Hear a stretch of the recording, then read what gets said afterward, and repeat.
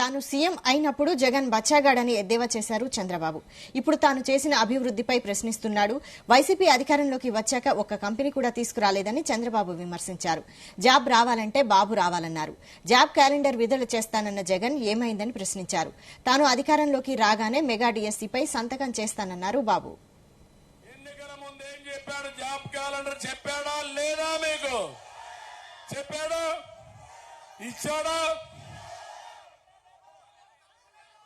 Mega DSC చెప్పాడా, ఇచ్చాడా? ఇప్పటికి నిన్న అన్నాడు, నన్ను మీరేం చేశారని అడిగాడు. నేను చెప్తున్నా, జగన్మోహన్ రెడ్డి, సైకో జగన్మోహన్ రెడ్డి, నీకు తెలియదు. నువ్వు బచ్చాగా ఉన్నప్పుడు గోళీలు ఆడుకుంటా ఉన్నప్పుడు నేను ముఖ్యమంత్రి అయ్యా.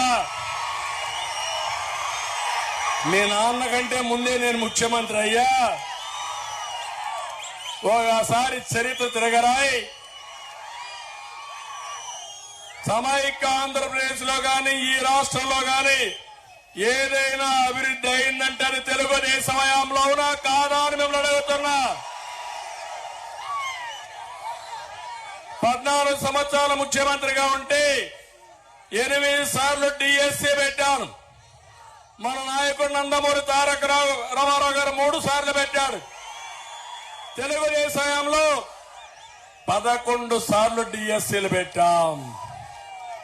నేను అడుగుతున్నా, నువ్వు 5 ఏళ్లున్నావు దిక్కుమాలోడివి,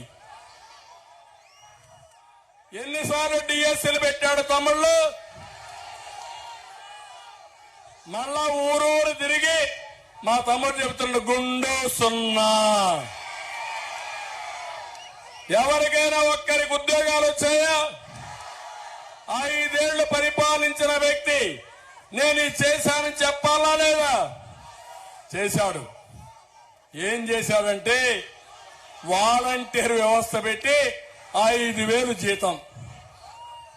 నేను చెప్తున్నా, వాలంటీర్స్ అందరినీ కోరుతున్నా, మీరు ఎంఏ పాస్ అయ్యారు, బీటెక్ పాస్ అయ్యారు, జగన్మోహన్ రెడ్డి ట్రాప్ లో పడద్దండి. మీరు నిర్మోహాటంగా ఉండండి.